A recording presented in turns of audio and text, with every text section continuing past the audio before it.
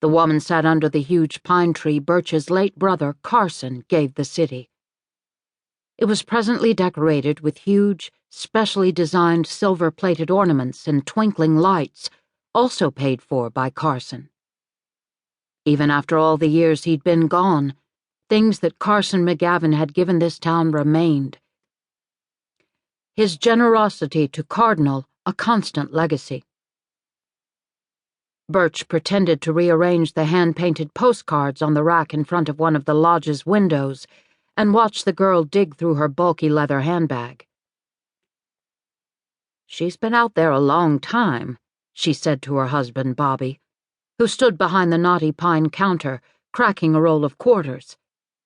"She's going to catch her death of cold. Is it my imagination, or does she look like she's talking to herself?" "Leave her be, Birch," Bobby said, his deep voice sounding both indulgent and resigned to being ignored. Birch continued to watch the girl. She seemed to be talking to the red shopping bag at her feet. Was she on some kind of drug? No, she didn't look the type. She was dressed too neatly, even if the leather jacket she wore looked 2 sizes too big for her. And she looked too healthy, at least from here. Most likely her agitation had something to do with some man. In her 64 years on this earth, Birch had learned a few things about women's problems. Most of them had their origin with some man you loved, or thought you loved, or who thought he loved you, or thought he loved someone else. Maybe she was recently divorced, or running from an abusive husband. My land, wasn't that an old, sad story? People just didn't raise their boys with an ounce of respect for women anymore. Birch wondered where her family was. Was she too afraid to go home to them? Perhaps ashamed that the dire predictions of her marriage to the bad husband came true. What a shame. Here it was only a few days before Christmas, and that pretty young woman was all alone out there in the cold. She sighed and pulled her blue fleecy jacket closer around her. The weak afternoon sun coming through the windows didn't do much to warm her aching bones. There was a time when she ran around in chilly weather like this with only a thin wool sweater.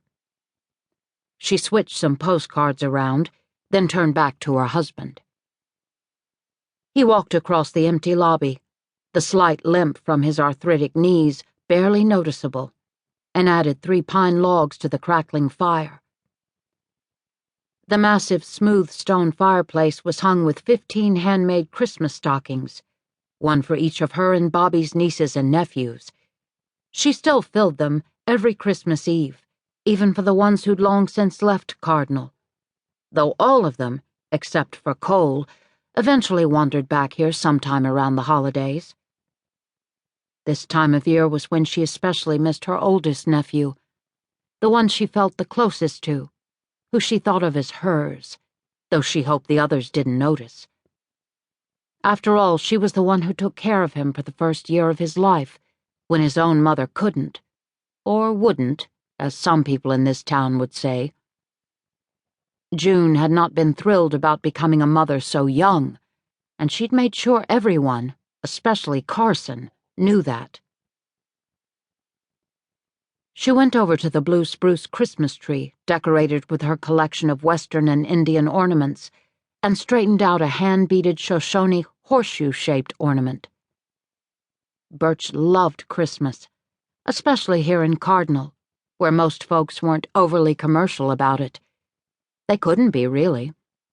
There wasn't all that much money in their pockets to buy fancy computer games and the latest gizmos for their kids.